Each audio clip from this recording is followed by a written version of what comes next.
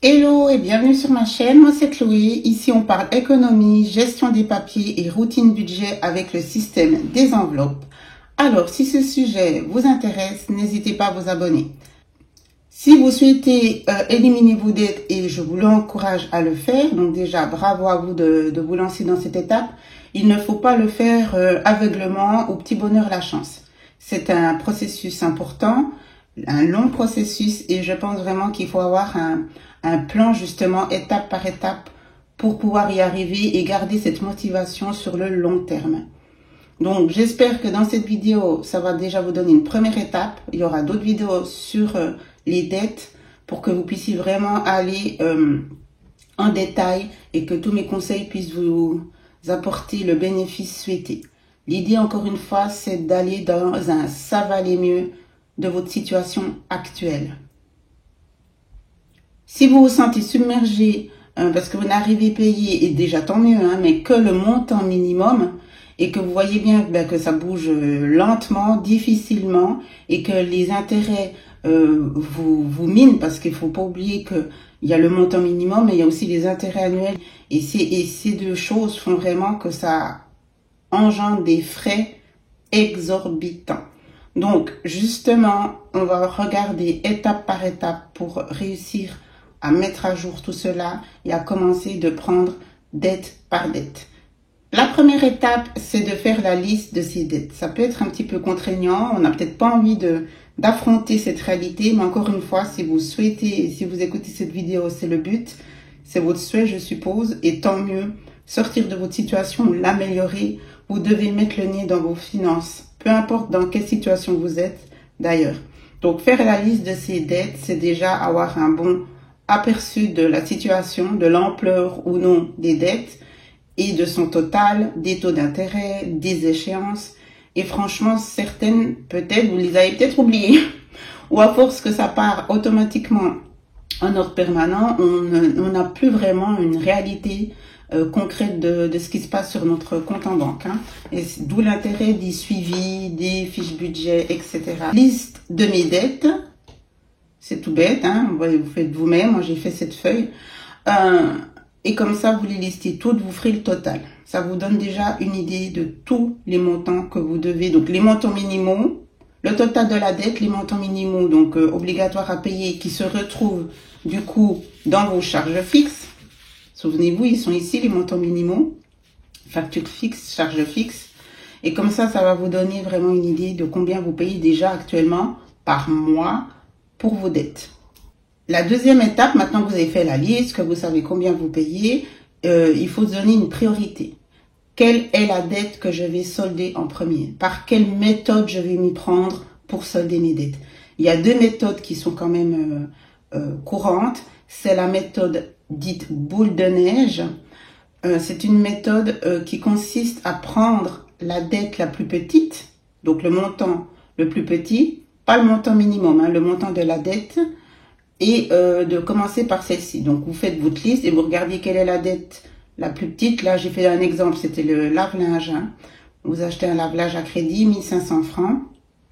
Il y a la carte de crédit 10 000 et il y aura encore une autre dette. Et bien vous prenez le lave-linge qui sera la plus petite dette et c'est celle-là que vous décidez de solder. La méthode boule de neige, je vous ai fait une vidéo à ce sujet, donc je vous laisse la regarder.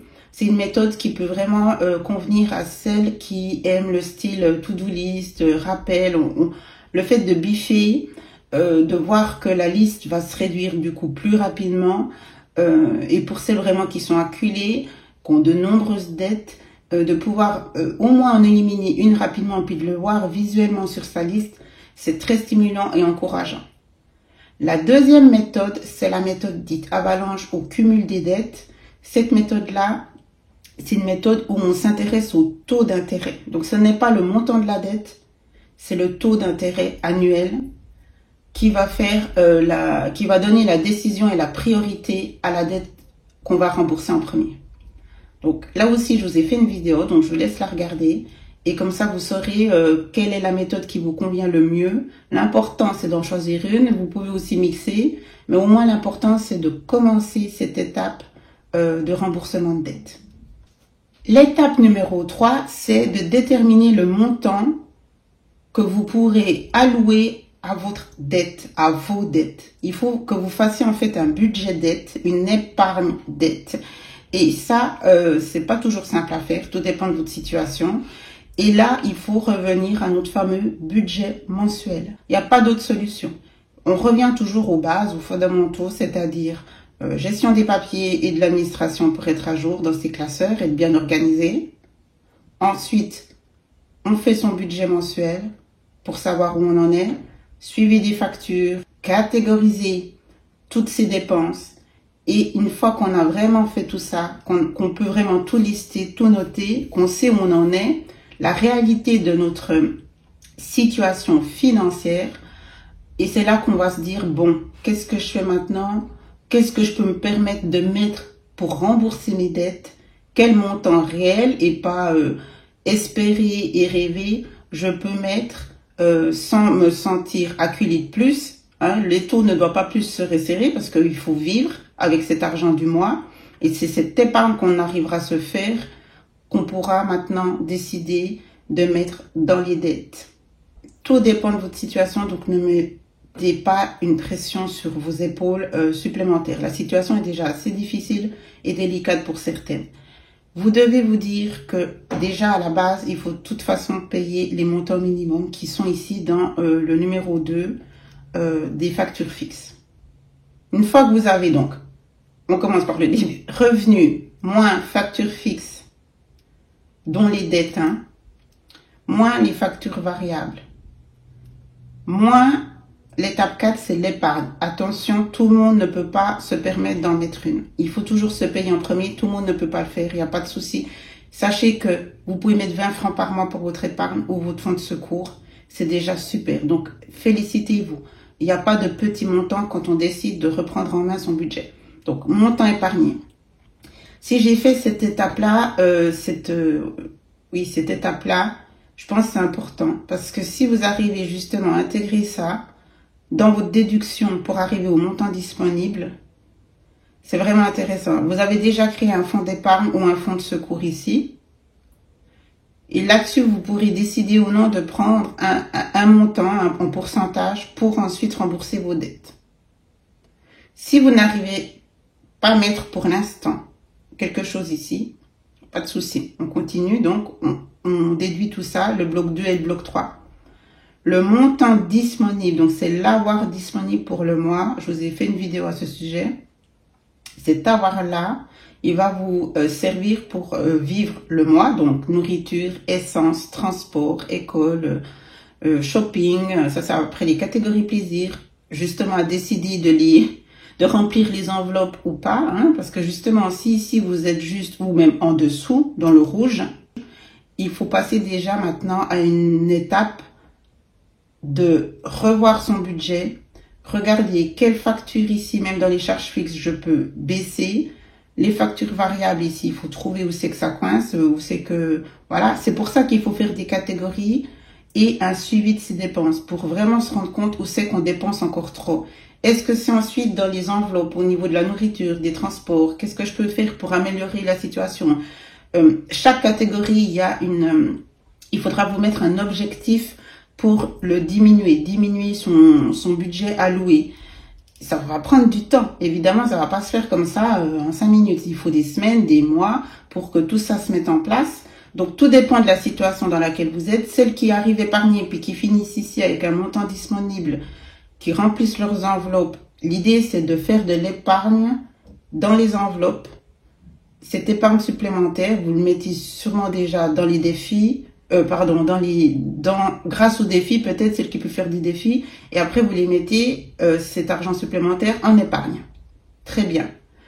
Maintenant, dites-vous qu'il est peut-être intéressant, voire important, de moins épargner et de rembourser plus ses dettes. Donc, vous mettez, je dis un montant comme ça, 200 francs, vous arrivez tous les mois à engendrer 200 francs, c'est fluctuant, et vous mettez directement dans un compte épargne. Dites-vous que maintenant, vous prenez 80 francs pour l'épargne et les 120 maintenant pour rembourser les dettes. Voilà. Il faut à un moment donné mettre la priorité sur les dettes. Surtout si vous avez des dettes avec des gros taux d'intérêt annuels. Vous aurez la conscience en disant, et la sérénité de j'épargne toujours. mais au moins j'épargne tout en diminuant mes dettes. Donc il y aura vraiment un ratio beaucoup plus bénéfique et intéressant sur le long terme que d'épargner, de garder vos dettes avec le montant minimum et avec les taux d'intérêt qui sont exorbitants. En fait, vous n'épargnez pas le montant que vous notez ici parce qu'il est bouffé par le taux d'intérêt. Donc c'est pour ça que parfois il faut, même si psychologiquement ça fait mal de plus mettre la même somme, dites-vous que c'est bénéfique pour vous parce qu'il n'y a aucun intérêt à avoir une liste de dettes, une page. Vous serez bien plus heureuse et soulagée psychologiquement de l'avoir diminué, tout en sachant que vous pouvez mettre une épargne. Ça peut être 20 francs d'épargne. Hein. Si vous arrivez à engendrer 100 francs d'épargne sur le mois, hein, quand je parle à la fin du mois, une fois que tout est payé, la nourriture, vous avez mangé 100 francs, et ben vous mettez 20 francs pour l'épargne et 80 francs pour vos dettes. Peu importe la somme, l'idée c'est de commencer à rembourser et à épargner. Si vous n'arrivez vraiment pas à faire les deux, pensez quand même à même 10 francs. Franchement, c'est psychologique. 10 francs, c'est toujours 10 francs. Sur l'année, ça fait une somme intéressante qui pourra toujours vous servir pour un au cas où. Mais au moins, vous serez dans cette dynamique-là. Donc, soyez bienveillante avec vous-même. On n'est pas toutes dans la même situation, mais l'idée est la même pour tout le monde. C'est vraiment améliorer notre situation. L'étape 4, c'est de commencer à mettre tout ça en place. Le système des enveloppes est super pour ça. Vous pouvez vous faire une enveloppe dette. Comme ça, dès que vous arrivez à épargner, vous mettez cet argent dans l'enveloppe. Ça va vous stimuler de l'avoir se remplir. Et comme cela, tous les mois, vous allez pouvoir mettre cet argent pour une de vos dettes selon la méthode que vous aurez choisie. La méthode boule de neige ou la méthode avalanche. De diminuer les dettes pour sortir de cette situation qui vous pèse et créer de l'épargne encore et encore. Le 5e conseil, c'est d'être toujours dans une mise à jour. Vous ne pouvez pas vous dire, ah ben maintenant je mets tant tous les mois, j'ai pu voir que j'arrivais à sortir 200 francs par mois pour mes dettes et puis voilà, non. Chaque mois, vous recommencez la même étape parce qu'il y a des variables même dans les revenus, tout dépend du métier que vous faites, tout dépend, voilà, vous pouvez avoir des revenus supplémentaires qui s'ajoutent. Les factures fixes, justement, si vous avez pu réduire une dette, la facture fixe ici, le total ne sera pas le même. Les factures variables, idem, le but c'est justement d'aller trouver lesquelles vous pourrez vous délaisser. Donc, de mois en mois, ici ça va se réduire et je vous le souhaite ici aussi, surtout la case dette. Et là, ça va se grossir, typiquement. Donc, chaque mois, vous devez faire une mise à jour, contrôler que tout va bien. Peu importe le montant que vous mettez, que vous arrivez à sortir 10 francs, 5 francs, 20 francs, 100 francs, 200 francs. En fait, ça n'a pas d'importance. Ce qui compte, c'est de pouvoir être dans cette dynamique que vous avez commencé des nouvelles routines pour vous en sortir, pour améliorer votre situation. Donc, restez bienveillante avec vous-même. Restez motivé. On est là pour s'encourager également, la chaîne est là pour ça. Et vous verrez vraiment que tout au long de ce processus, vos habitudes, vos nouveaux challenges, vos objectifs vont vraiment vous aider à être régulière et à voir vos dettes s'effacer au fur et à mesure. Donc c'est vraiment superbe. Soyez patiente, hein, évidemment.